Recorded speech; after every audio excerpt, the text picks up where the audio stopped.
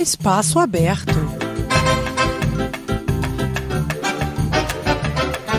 Música, cultura e notícias brasileiras na sua rádio Dreieckland. Musik, Kultur und Nachrichten aus Brasilien. Nur hier auf Radio Dreieckland.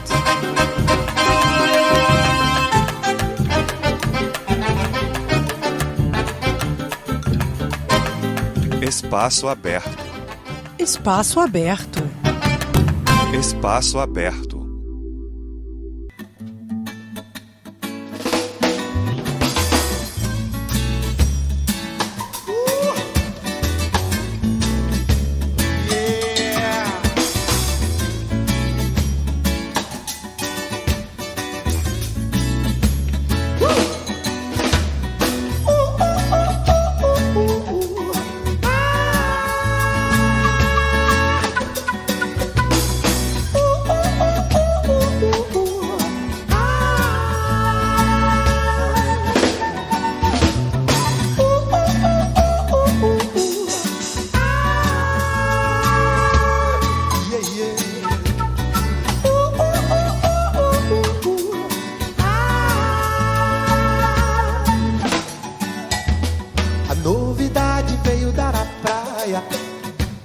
Na qualidade rara de sereia, metade o busto de uma deusa maia, metade um grande rabo de baleia. A novidade era o máximo do paradoxo tendido na areia. Alguns a desejar seus beijos de deusa, outros a desejar seu rabo pra ceia.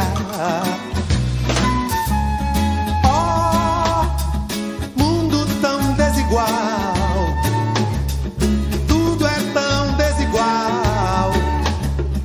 Oh, oh, oh, oh, oh, oh. De um lado esse carnaval, do outro a fome total. Oh, oh, oh, oh, oh, oh.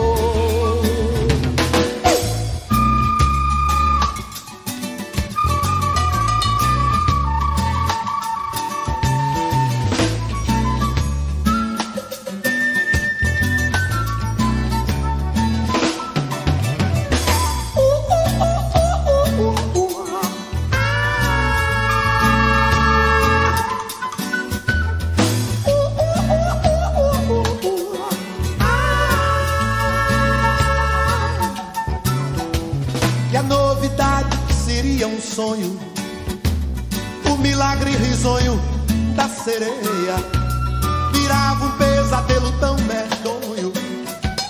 Ali naquela praia, ali na areia, a novidade era a guerra entre o feliz poeta e o esfomeado, estraçalhando uma sereia bonita, despedaçando o sonho pra cada lado. Mundo tão desigual, tudo é tão desigual. Oh, oh, oh, oh, oh, oh.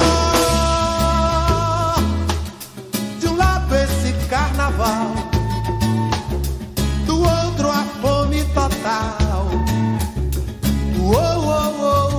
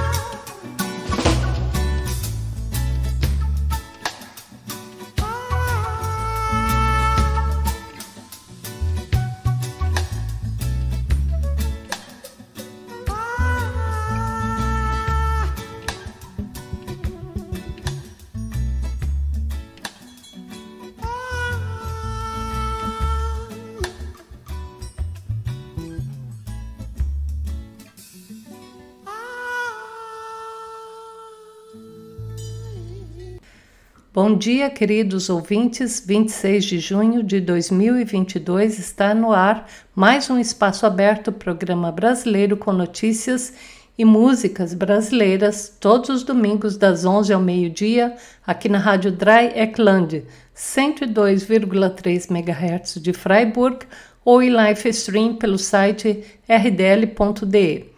Nós abrimos o programa desse domingo com o aniversariante do dia, o Gilberto Gil, que hoje completa 80 anos, fazendo muita gente feliz com as suas belas canções, como essa que tocamos, A Novidade, uma letra muito reflexiva sobre um conflito da poesia com a fome, uma sereia sendo disputada entre um feliz poeta e um esfomeado. E a volta avassaladora da fome no Brasil, com um recorde histórico de 33 milhões e 100 mil pessoas em insegurança alimentar grave, ou seja, passando fome literalmente, é o tema do programa de hoje. Vamos mostrar o flagelo que o Brasil chegou. E nesse escopo temos uma entrevista exclusiva com a teóloga, educadora popular, tradutora e ativista do Movimento dos Trabalhadores Sem Teto, a Mônica Ottermann, que vai falar, entre outras coisas, sobre a Cozinha Solidária, que é um projeto estupendo do MTST para minimizar a fome de vulneráveis nas periferias urbanas do Brasil. Você sabia que até na capital de Roraima tem uma cozinha solidária do MTST? Já já nós vamos falar sobre isso, vamos veicular essa entrevista que fizemos com a Mônica Ottermann. O programa de hoje tem produção e apresentação de Gislene Lima e apoio técnico e logístico do Peter Camp. O nosso e-mail para contato é o espacoaberto@rdl.de. espacoaberto@rdl.de. Também estamos no Facebook como programa Espaço Aberto RDL. Agora vocês ficam com um verso declamado na abertura de um vídeo produzido pelo Coletivo Amarelo. Ele se chama Do Teto ao Prato, está no YouTube e mostra o projeto da Cozinha Solidária do MTST.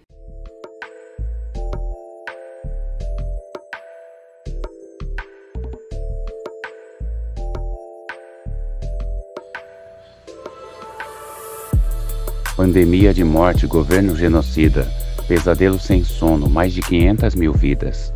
É o fundo do poço e ainda tem gente cavando, sem saúde, sem trampo, sem direitos humanos. Um drama no gueto, o sentimento não some, é grave o momento, aí tem gente com fome. Governo ausente quando mais se precisa, a favela vestiu, é vermelha a camisa. MTST vem com as mulheres na frente, um terreno vazio, uma ideia na mente. Comunidade atuante, quem viu não esquece, as doações de cimento, a construção do alicerce. Nessa hora se vê, que se percebe o motivo, a importância e o valor do trampo coletivo. Já subiu as paredes de todos os lados, tá chegando madeira, amanhã é o telhado. A cozinha tá aí, pronta, vai inaugurar, é um projeto do povo, é o poder popular. Eu abri uma marmita e o que tinha lá dentro era muito mais que comida, muito mais que alimento. Enxerguei o carinho, tem amor de verdade, mistura de afeto e solidariedade. Tô vendo melhora e a favela sentiu, revolução solidária acordou o Brasil. Da imagem pro filme não é mais abstrato, nossa trilha sonora vai do teto ao prato. É isso aí, Coletivo Amarelo, do teto ao prato. Bom, a alemã Mônica Ottermann, radicada no Brasil desde 89, ela esteve aqui em Freiburg para uma palestra no dia 14 de junho, organizada pela Brazilian Initiative, e eu aproveitei a chance para entrevistá-la no dia seguinte. A seguir, vocês vão ouvir a primeira parte dessa nossa conversa, que focou nas ações do Movimento dos Trabalhadores Sem Teto pela conquista de moradias populares nas periferias dos grandes centros urbanos, que é o foco deles, né? E além de fatos que envolvem as populações de baixa renda, como a precarização do trabalho e o projeto de economia solidária. Só para lembrar, o MTST existe desde 97, começou originalmente em São Paulo e foi responsável pelas maiores e mais bem organizadas ocupações de terrenos urbanos para a construção de moradias populares, como o Condomínio Novo Pinheirinho, em Santo André, no ABC Paulista, que em março de 2019 entregou 910 apartamentos para famílias de baixa renda. E eu destaco aqui uma frase que é mote do MTST. Enquanto morar for um privilégio, ocupar é um dever. Gente, a Mônica Ottermann, ela é alemã e ela mora no Brasil há 33 anos. É uma instituição, depois eu vou fazer uma pergunta bem apertada para ela. E a Mônica, ela é colaboradora do MTST já há muito tempo. Ela é originalmente de Düsseldorf, uma teóloga de formação, e lá no Brasil ela trabalha como tradutora, também intérprete, né? Esse é o ganha-pão dela, teoricamente, mas 70% do tempo dela é com as atividades na organização do MTST. E uma das coisas também que ela é muito ativa, e ela deu uma palestra ontem através da Brasília Iniciative, que é um parceiro sobre isso também, é sobre a cozinha solidária, que foi criada pelo MTST desde que começou a crise forte lá no Brasil, e ela se expandiu com o lockdown, a pandemia, e agora é mais que importante com toda essa crise social, esse caos de pobreza extrema que está ocorrendo no Brasil. Mônica, bem-vinda ao programa Espaço Aberto. Muito obrigada, querida. É uma honra, é uma alegria de estar aqui, podendo partilhar um pouquinho lá do Brasil. Desculpa essa introdução longa, é que você merece algo muito maior que isso, por todo o seu engajamento social. Primeiro eu falo com respeito tudo isso que você tem feito. Mônica, conta um pouco a sua história, como é que foi, você falou ontem na palestra, como é que o MTST ou os movimentos que procuram dignidade de moradia social para quem está na vulnerabilidade, vamos usar essa expressão, como você se despertou para esse movimento? Olha, quando eu cheguei ao Brasil em 89, eu fui trabalhar na Amazônia Legal, no estado do Tocantins, que foi e ainda é uma região muito rural, de muitos conflitos de terra. E lá a gente trabalhou com comunidades de base, com pessoas que estavam se despertando para questões de sindicato de trabalhadores rurais, mulheres, cooperativas. E isso foi o dia a dia, a gente estava convivendo com essas pessoas em pequenos povoados. Então eu percebi a necessidade de uma promoção humana, de um direito de se desenvolver. Muitas jovens foram até Brasília, até Belo Horizonte, até São Paulo, porque já não tinham mais chance de vida ali, nesses confins do Brasil quase. Então o despertar acho que foi nesse ambiente, mas mais no ambiente rural. E quando eu depois, em 2001, fui para São Bernardo para fazer pós-graduação lá em Ciências da Religião, primeiro eu estava um pouquinho deslocada, porque para mim foi muito importante o trabalho de comunidades de base, e isso em São Paulo, São Bernardo, naquela época já era muito fraco. Então a gente tinha ainda alguns grupos que a gente apoiava, a gente tentava ter um apoio mais nas pastorais sociais da Igreja Católica, mas foi uma fase que eu não sabia muito bem como traduzir essas experiências bem pé no chão, no meio do povo do norte do Brasil, da Amazônia. E com o MTST, o ativismo mesmo começou em 2017.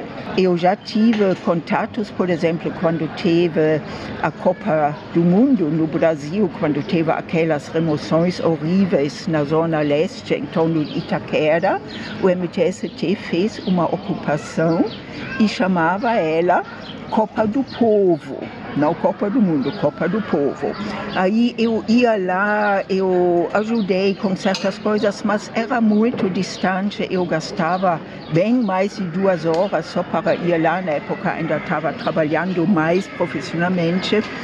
E aí em 2017 aconteceu uma coisa que eu realmente considero uma bênção para a minha vida. Eu moro de um lado da Anchieta, que desce de São Paulo para Santos, e do outro lado começou uma ocupação em São Bernardo, que se tornou a maior ocupação da América Latina até o momento. Então eu só precisava atravessar, o viaduto estava naquela ocupação. Com quantas pessoas mais ou menos, ou quantas barracas?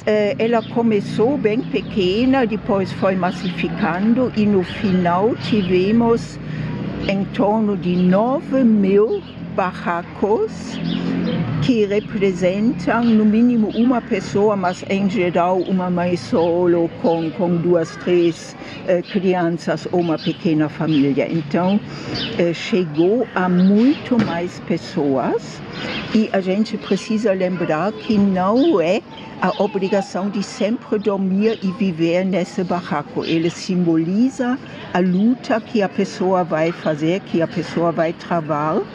E o mais importante é a participação de assembleias, de atividades, de atos, de marchas, de coordenações, assumir um turno na cozinha solidária. Então, o terreno foi enorme e chegou a ser 9.000 pessoas registradas como pessoas que deram o nome para conquistar futuramente um apartamento. Mônica, de lá para cá, quantas moradias sociais já foram entregues? Na verdade, de lá para cá, na Grande São Paulo, foram 910 moradias na cidade de Santo André. O problema é que em 2018, com a eleição do Bolsonaro, parou todo o programa, qualquer programa de moradia social. Então, em 2019, nós nem fizemos ocupações porque não tinha muita chance de ter um financiamento. E você não pode brincar com o sonho das pessoas. Você não pode dizer, vem nessa ocupação, você que não consegue mais pagar seu aluguel, se junta a nós, vai ter essa chance, quando não tem previsto nas políticas públicas um mínimo de programa para realizar. Então, em 2019 parou, mas nós conseguimos ainda entregar em 2019 um projeto que já estava sendo construído dentro do programa Minha Casa Minha Vida Entidades, e aí isso foi em Santo André. De lá para cá teve também em outros lugares do Brasil pequenos projetos que eu não sei muito bem quantas moradias são. Em 2021 foi entregue na Zona Leste o condomínio Dandara, são umas talvez 300, 400 moradias, apartamentos. Uhum.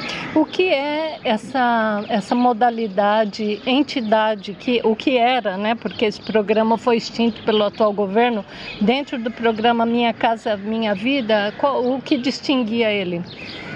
Esse programa Minha Casa Minha Vida, na realidade, foi o primeiro programa de moradias sociais para valer, foi do governo Lula. E como tinha muita gente já organizada na época, o governo percebia que era uma chance de oferecer condições mais amplas para movimentos sociais, um certo direito de contribuir com o planejamento. Por exemplo, o setor de arquitetura, e inclusive tem alguns estudantes, professores da USP, da Faculdade de Arquitetura e Urbanismo, que ajudaram a aproveitar das plantas para com o mesmo dinheiro que estava disponível para fazer apartamentos mais bem planejados, para não esquecer espaços coletivos, para ver um espaço para crianças, um salão de reuniões. Então, essa modalidade de entidade dá o direito de planejar melhor o projeto, o empreendimento, e, lógico, dá o direito de definir quem vai depois entrar. Vamos dizer, uma ocupação tem 1.000 pessoas que ficaram firmes na luta, mas vai entregar só 910 apartamentos, então tem que ter alguma prioridade. E essa prioridade o movimento pode definir. Ela vai pela participação, por exemplo, quem vai muito nas assembleias, quem vai em atos, quem assume algum serviço para o coletivo. Por exemplo, a segurança à noite, para ver que não entra ninguém de fora que não deveria entrar. Por exemplo, fazer o serviço da cozinha solidária, de fazer atividades para crianças quando tem assembleias ou outras reuniões. Então, esse tipo que também vai formando pessoas de liderança. Ele também rende pontos, rende presença mais valorizada e no fim vai contando os pontos, vai contando as presenças e isso junto com a situação individual, por exemplo, uma mãe solo ou alguém que mora numa área de risco, num morro que na próxima chuva vai cair. Isso também conta para não ser só o engajamento na luta, mas também ver fator de risco. Ja. E isso junto dá depois ao movimento o direito de dizer, nesses 910 apartamentos que não vão dar para 1.000 pessoas, aí a gente vai convidar para entrar essas pessoas e essas pessoas depois precisam passar por um processo bem burocrático de ver se são elegíveis para a Caixa Econômica, porque às vezes tem esse preconceito que as pessoas ganham isso de mãos beijadas e não é assim. As pessoas lutam pelo direito de pagar esse apartamento.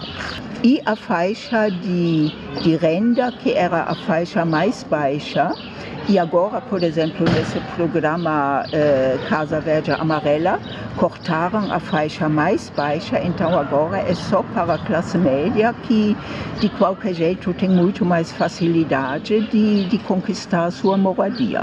E que tem também, às vezes, um trabalho oficial, né? Uma carteira registrada, e eu suponho que nem todos os moradores da modalidade entidade do Minha Casa Minha Vida têm um trabalho formal. Muitos estão ainda na informalidade, né? Muitas estão na informalidade, muitas pessoas estão desempregadas. Então, isso aumentou com a pandemia e aumentou também um problema que a gente no Brasil chama de uberização. Então, essa coisa suposta, você é um empreendedor, mas a tua ferramenta de trabalho é uma bicicleta para você fazer entrega de delivery de alguma comida, ou você é motorista de Uber. Em teoria, parceiro de alguma central, mas você não tem direitos, você não tem férias, você não tem nada. Então, uma das últimas iniciativas do MTST foi criar o ramo Trabalhadores Sem Direito, que vai ajudar a organizar exatamente esse pessoal que está nos empregos informais, que está nas terceirizações, entregadores, motoboys e diaristas sem qualquer ajuda. E exatamente o pessoal está numa insegurança muito grande de emprego e quando depois num condomínio do movimento, aí fica um pouquinho mais fácil, porque uma senhora, por exemplo, que fez um curso de estética, de cosmética ou um curso de costura, ela vai ter freguesia dentro do condomínio, porque é todo mundo mais ou menos conhecido, são pessoas que já têm uma história de luta e que têm mais vontade, mais disponibilidade de apoiar umas às outras do que uma pessoa que entra anonimamente num empreendimento onde não conhece ninguém. Quer dizer, também é uma alavanca propulsora da economia solidária, né? Sim, exatamente. Tem programas ou iniciativas de economia solidária muito lindas no Brasil, especialmente em São Paulo, com programas também de mulheres, e a gente já está tentando aprender um pouquinho com esses programas que já existem e combinar isso também com as hortas comunitárias. Ok. Nós estamos numa praça, talvez vocês vão ouvir de fundo os passarinhos cantando aqui em Bobô. Enquanto a Mônica toma uma aguinha, nós vamos fazer uma pausa e no próximo bloco nós vamos falar de uma atividade extremamente importante que é a cozinha solidária. Até já!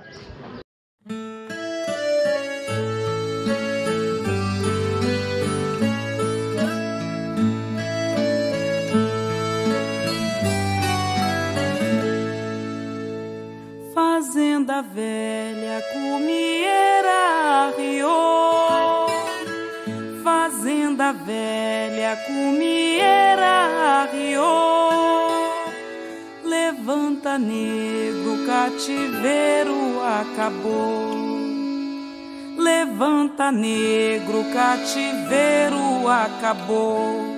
Se negro soubesse o talento que ele tem, se negro soubesse o talento que ele tem, não aturava desaforo de ninguém.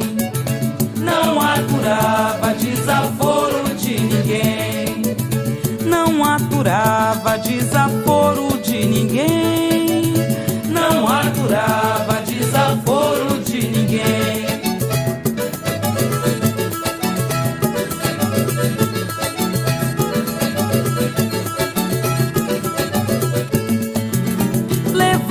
Pedro Casagrande tá chamando, oi que o sino tá badalando, já é hora do jantar. Troca seus panos, mas não passa da cozinha, oi não me acorde sinhazinha que ela parou de chorar.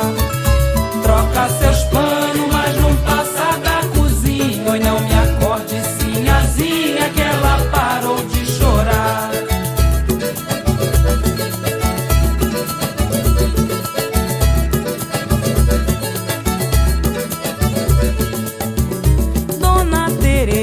Quando entra na senzala e corre atrás da rezadeira com criança pra benzer. A carne é fraca, o santo é forte na ribeira, e vira santo a noite inteira, quero ver agradecer. A carne é fraca, o santo é forte na ribeira, e vira santo a noite inteira, quero ver agradecer.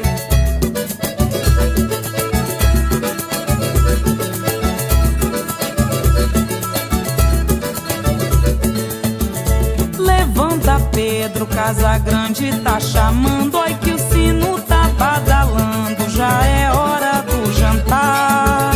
Troca seus panos, mas não passa da cozinha, oi não me acorde sinhazinha que ela parou de chorar.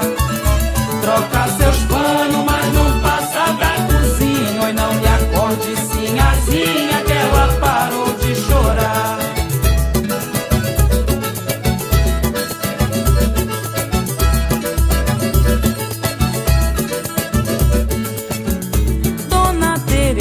Quando entra na senzala e corre atrás da rezadeira com criança pra benzer. A carne é fraca, o santo é forte na ribeira, e vira santo a noite inteira, quero ver agradecer. A carne é fraca, o santo é forte na ribeira, e vira santo a noite inteira, quero ver agradecer.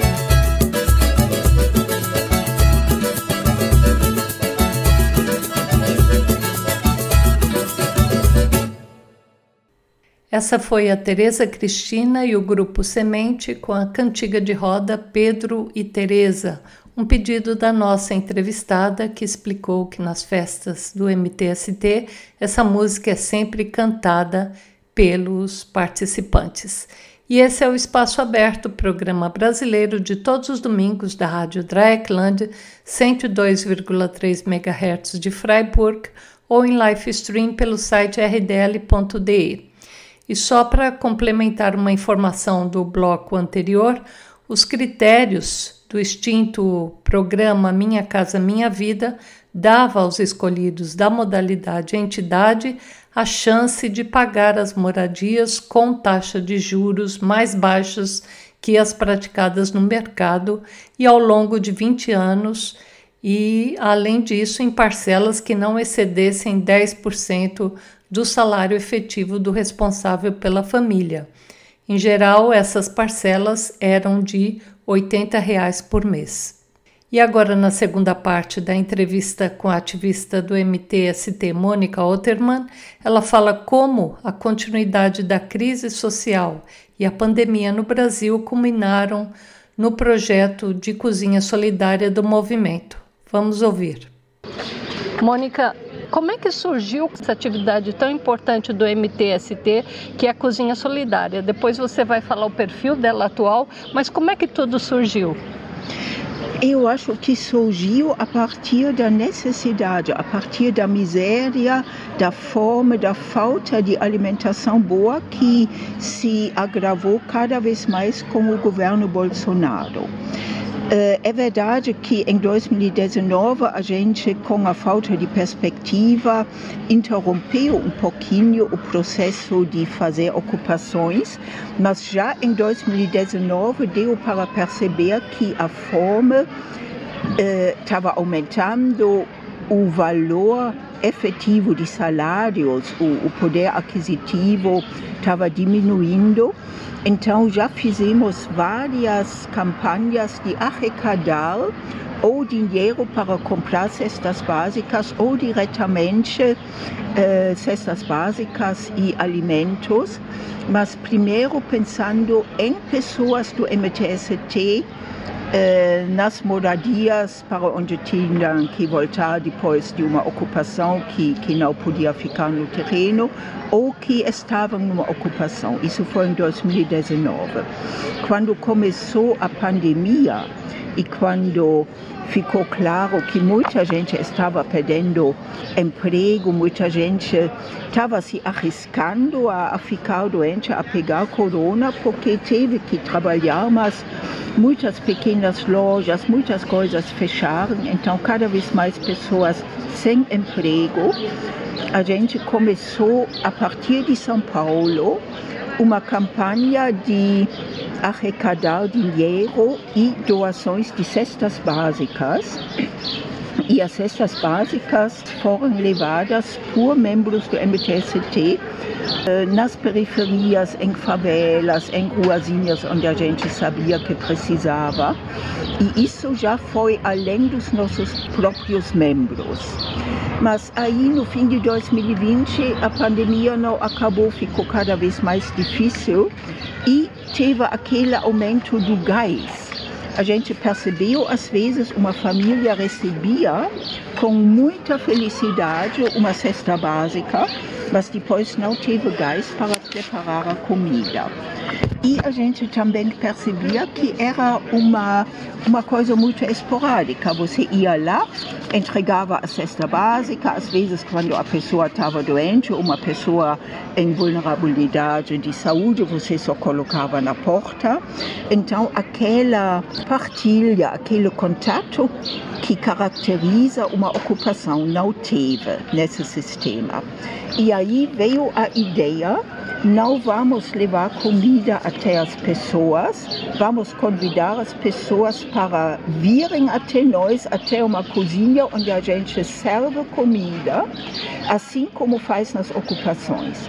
A primeira coisa numa ocupação, a gente entra à noite com um grupo de pessoas, todo mundo monta um barraco, e pessoas mais experientes montam uma cozinha e a primeira refeição de manhã às 6, 7 horas, quando amanhece, é um café quente e um pãozinho com manteiga. Aí as pessoas já percebem, olha, é uma organização bem feita, é um pessoal que cuida. E aos poucos vai se organizando para fazer também as refeições quentes. Quando uma ocupação cresce, vai ser dividida em grupos e cada grupo tem sua cozinha coletiva. E essas cozinhas não é só o espaço para receber doação de alimentos, fazer disso refeições e distribuir, mas também é um espaço, tem um toldo, tem um espaçozinho na sombra para fazer reuniões, para fazer uma roda de conversa, para fazer uma atividade com crianças. E isso foi a inspiração principal para as cozinhas solidárias. Então, numa ocupação, a cozinha é o coração. Como numa casa gostosa, numa casa grande, às vezes a cozinha, todo mundo vai lá. Poderia sentar na sala, mas senta na cozinha. E essa experiência, ela foi muito importante e ela foi determinante para a gente bolar esse conceito das cozinhas solidárias. Fazer um espaço bem simples, com o mínimo que precisa para poder produzir umas 100, 150 refeições quentes uma vez por dia, quer dizer, um fogão industrial, uma grande pia, as panelas grandes, uma panela de pressão, 25 litros, uma geladeira, e convidar pessoas no entorno para quem precisar poder vir para buscar ali sua refeição. A gente tem um certo controle, então pede para não buscar 5 refeições de vez. A gente anota o nome e o telefone, mas não é um controle rígido como tem em outros espaços. E a gente também não pergunta o que a pessoa acha, se acha o MTST uma coisa boa ou se acha que são pessoas que tomam o que é dos outros. E faz sempre uma grande propaganda, constrói com os nossos próprios ativistas um grande barulho para todo mundo perceber na imprensa, nos bairros, que vai ter essa cozinha solidária e faz uma inauguração muito bonita. Vai fazendo assim uma divulgação e as pessoas às vezes vêm de longe. Eu sei de pessoas que caminham 3 quilômetros para pegar uma refeição quente em Santo André. Então a gente vai de propósito numa periferia, mas como as periferias são imensas, atrai pessoas também de mais longe. Então essa é a lógica da cozinha solidária e ela, além dos alimentos, da dignidade de se alimentar de uma certa segurança, uma segurança alimentar mínima, ela também oferece cursos, ela oferece atividades para crianças. Então é um projeto mais integral e vai criando um tipo de comunidade onde as pessoas podem crescer, podem partilhar, podem melhorar sua vida também no sentido de cursos profissionalizantes ou de entender, de se conscientizar, de começar a ir atrás dos seus direitos. Qual é o perfil desses voluntários, dessas pessoas que pegam na massa, que vão lá, fazem aquele arroz, o feijão, que participam da distribuição das quentinhas, ou no vídeo que você mostrou ontem, algumas vezes as pessoas trazem o seu próprio marmitex de casa para ser preenchido. É uma forma de ser mais ecologicamente sustentável, né? E não ficar usando embalagem descartável. Quem são esses voluntários? São só pessoas que não têm teto ou são muitos que estão no movimento, mas têm teto? No movimento em geral tem pessoas que têm teto, pessoas que nem eu. Eu tive a sorte de poder conquistar o meu pequeno apartamento, mas tem outras pessoas que estão ainda morando de aluguel. Então nós temos pessoas que passaram por ocupações, que viveram realmente debaixo da lona, e outras pessoas que estão se juntando para apoiar, que estão colocando à disposição os seus conhecimentos, seus talentos. E nas cozinhas pode colaborar e cooperar quem tiver tempo e vontade e alguma coisa para ajudar, e que seja descascar cebola e alho. Então, o princípio é para garantir realmente um bom atendimento.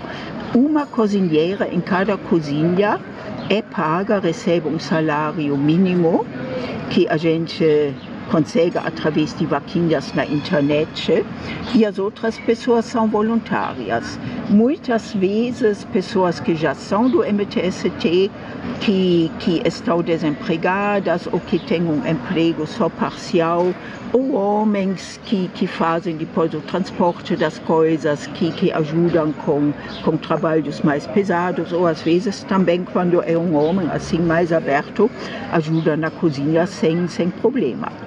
Então é uma mistura para tocar a produção e distribuição de alimentos. É rodízio em geral entre 5 ou 6 pessoas principais que se revezam. Por cozinha. Por cozinha. E hoje qual é o perfil? Quantas cozinhas tem em atividade? Tem 31 cozinha em atividade, e essa última cozinha que foi inaugurada é a cozinha da Sé, em São Paulo. Ela vai ser a maior cozinha. Eu não tenho agora as informações, já faz 3 semanas que eu estou na Alemanha, mas ela é praticamente a única cozinha que foi construída no centro da cidade. Mas quem conhece São Paulo sabe da miséria de moradores de rua que se multiplicou na Praça da Sé e nos entornos. Então, em geral, a cozinha em uma ponta fica em Roraima. É bem interessante estar Roraima? Em Roraima, em Boa Vista. Ela está num terreno de uma associação de bairro. Participa muita gente refugiada de Venezuela, participam algumas pessoas de associações indígenas. A pessoa na outra ponta é a cozinha, na outra ponta é Porto Alegre. Ela teve a infelicidade de tentar funcionar num terreno que era do Estado, deu despejo, e agora ela é itinerante e vai em várias praças perto da universidade, assim. Mas em geral a gente tenta pegar terreno garantido para justamente não ter esse perigo. Na região de São Paulo agora são, acho que total de 10 cozinhas na grande São Paulo. Depois tem em Minas, tem em Goiânia, Salvador foi uma das últimas também, tem em Curitiba, no Rio tem 2. Então, onde o MTST já tem mínimo de organização e percebe que vai dar para ter certa continuidade, constrói uma cozinha e começa a desenvolver essas atividades. E essas 31 cozinhas, elas fornecem por dia cerca de 5.000 refeições, é isso? Isso é a conta que a gente está fazendo ultimamente, sim. Por exemplo, a cozinha de Santo André, que eu tenho mais contato porque eu estou ajudando a cuidar da biblioteca de lá, ela tem círculo de amigos. E cada dia, às 13, quando terminou a distribuição do almoço, a Celina, que é a cozinheira principal, ela manda nesse grupo de WhatsApp dos amigos da cozinha foto daquele almoço, e ela pega caderno e anota quantas refeições foram distribuídas naquele dia. E a gente pede para cada cozinha fazer isso, inclusive para ter uma certa estimativa quanto precisa. Claro, no fim do mês sempre aumenta, mas a gente tem uma certa média, e o pessoal da coordenação nacional, no fim do mês, pede para cada cozinha dizer, olha, faz total, divide por 30 e diz a média quantos por dia. E isso forma essas 5.000 refeições. E a gente sabe quando tem muito frio, como agora já 2 fases em São Paulo, faz também janta, faz uma sopa quente à noite. Aquilo que você disse, o cuidado com a ecologia, quando começa a gente distribui nessas marmitas de isopor, mas depois incentiva para trazer seu pote.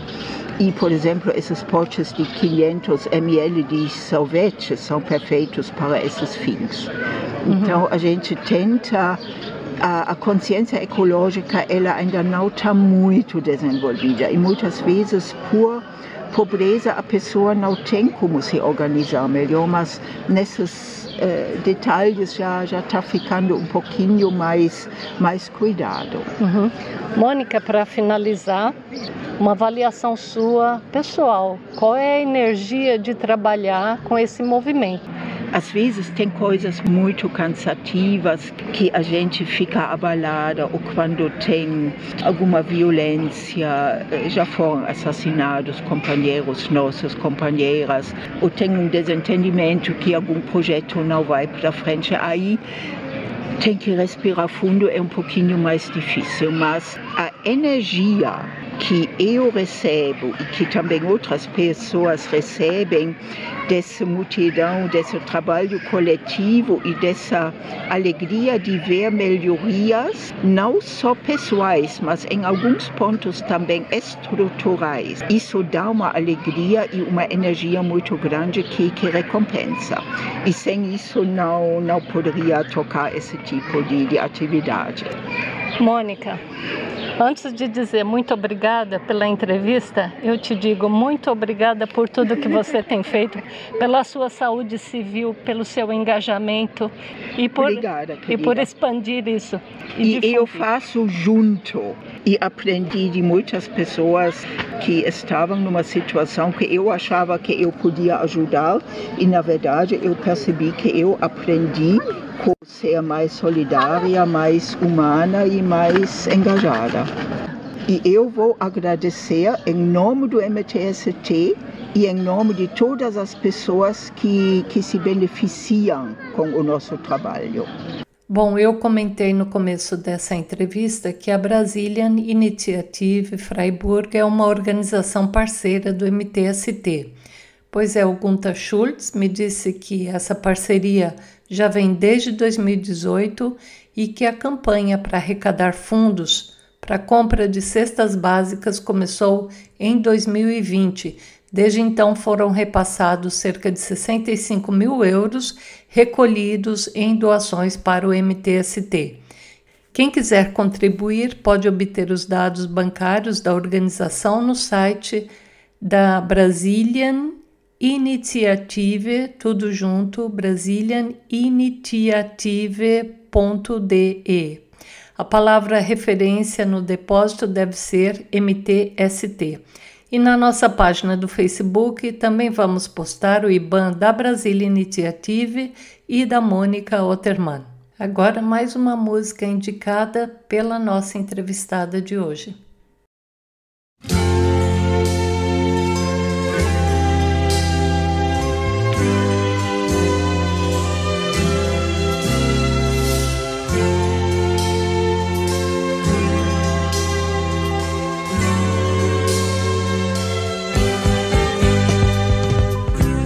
Tá vendo aquele edifício, moço? Ajudei a levantar. Foi um tempo de aflição.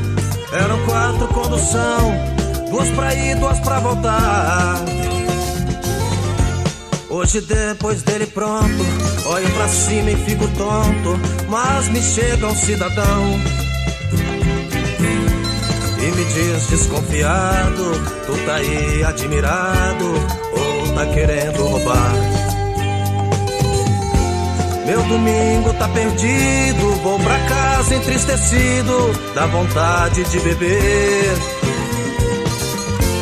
E pra aumentar o meu tédio, eu nem posso olhar pro prédio que eu ajudei a fazer. Tá vendo aquele colégio, moço? Eu também trabalhei lá. Lá eu quase me arrebento, usa massa, fiz cimento, ajudei a rebocar.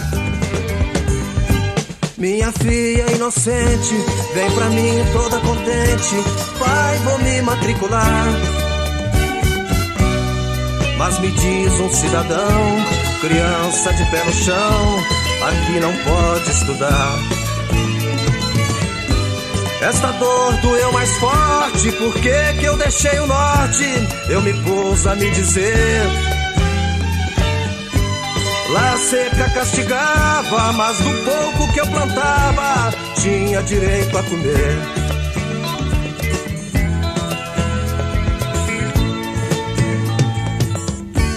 Tá vendo aquela igreja, moço, onde o padre diz amém? Pus o sino e o badalo, enchi minha mão de calo, lá eu trabalhei também. Lá sim valeu a pena, tem quermesse, tem novena, e o padre me deixa entrar. Foi lá que Cristo me disse: rapaz, deixe de tolice, não se deixe amedrontar. Fui eu quem criou a terra, enchi o rio, fiz a serra, não deixei nada faltar. Hoje o homem criou asa e na maioria das casas eu também não posso entrar. Fui eu quem criou a terra, enchi o rio, fiz a serra, não deixei nada faltar. Hoje o homem criou asa e na maioria das casas eu também não posso entrar. Fui eu quem criou a terra, enchi o... Esse foi o Zé Geraldo, dele Cidadão. E entre as várias atrocidades que ocorreram no Brasil nesse mês de junho, como o assassinato do indigenista Bruno Pereira e do jornalista Dom Phillips, soubemos estarrecidos que o Brasil voltou ao mapa da fome e que tem hoje 33 milhões e 100 mil famintos, ou seja, 15,5% da população brasileira. O tamanho da tragédia representa 3 vezes a população de Portugal. No ano passado, o Brasil tinha 19 milhões de famintos e em apenas um ano acumulou outros 14 milhões de pessoas passando fome. Isso é chocante, isso é ultrajante e isso é criminoso para uma nação que é a terceira maior produtora de alimentos do planeta e da qual o agronegócio cresceu 8,3% em 2021, chegando a 27,4% do PIB nacional. Os dados do segundo inquérito nacional sobre insegurança alimentar no contexto da pandemia da Covid, levantados pela Rede Brasileira de Pesquisa em Soberania e Segurança Alimentar e Nutricional, esses dados mostram ainda que 125 milhões de brasileiros, quase 60% da população, vive com algum grau de insegurança alimentar. Mais uma vez, isso é chocante, isso é ultrajante e isso é criminoso para um país onde a riqueza dos bilionários durante a pandemia cresceu 30%, desaguando em suas fortunas um aumento de nada menos que 219 bilhões de reais. 20 bilionários novos surgiram no Brasil no ano passado e os 4 maiores bancos, que são o Bradesco, o Itaú, o Santander e o Banco do Brasil, tiveram lucro líquido de 157 bilhões de reais nos 2 anos da pandemia. Isso é estarrecedor. Nenhum banco em nenhum país do mundo viu tanto lucro nesse período como esses 4 grandes bancos brasileiros. E entre os mais impactados estão os brasileiros que vivem no Norte e no Nordeste. A fome faz parte do cotidiano de 1 em cada 4 famílias dessas regiões. E a fome no Brasil também tem cor. Cerca de 65% dos lares de pessoas pretas e pardas convivem com alguma restrição alimentar.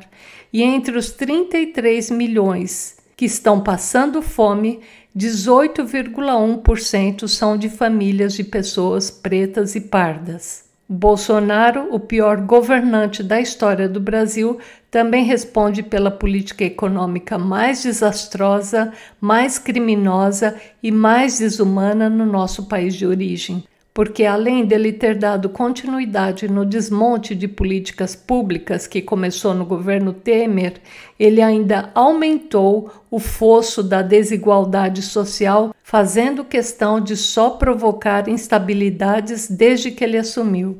O Brasil tinha conseguido sair do mapa da fome em 2014 e agora volta de forma avassaladora. O combate à fome é, de longe, o motivo mais urgente para a agenda do novo governo federal em 2023.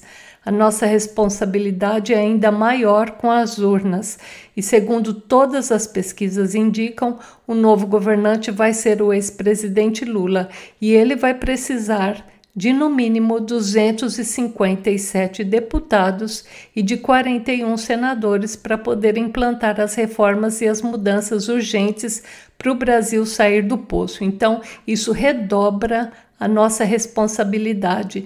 E enquanto isso não ocorre, a solidariedade é a única alternativa para quem tem um mínimo de altruísmo, bom senso e um mínimo de humanismo.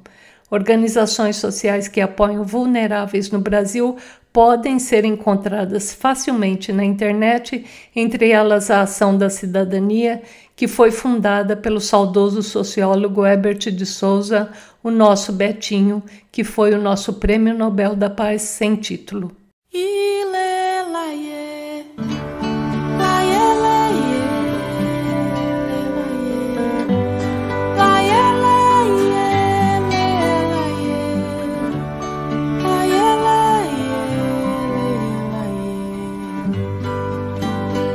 Já se pode ver ao longe a senhora com a lata na cabeça, equilibrando a lata vesga,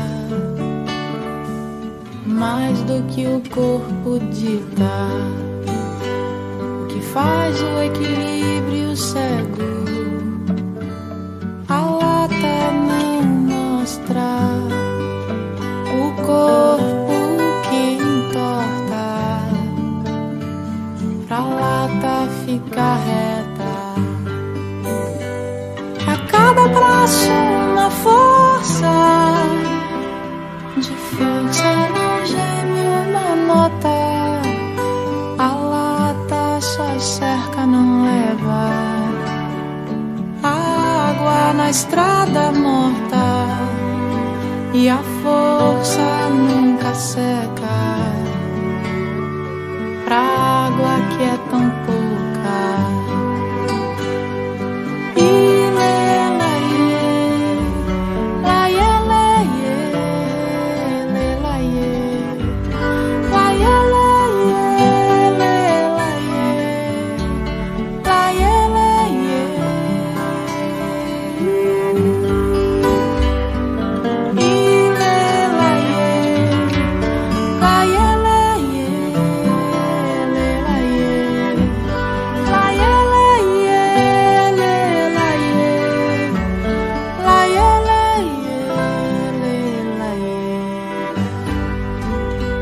Se pode ver ao longe a senhora com a lata na cabeça, equilibrando a lata vesga, mais do que o corpo dita, o que faz o equilíbrio cego. A lata não mostra o corpo que importa, pra lata ficar reta. Pra cada braço uma força, de força não geme uma nota. A lata só cerca, não leva. A água na estrada morta e a força nunca seca. Pra água que é tão pouca.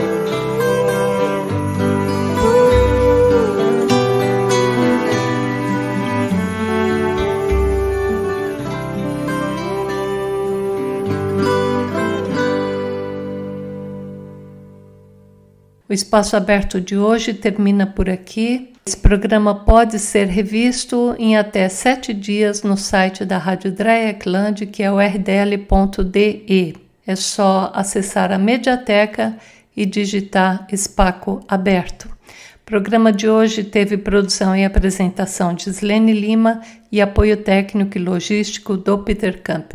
Um bom domingo a todos e até a próxima. Tchau!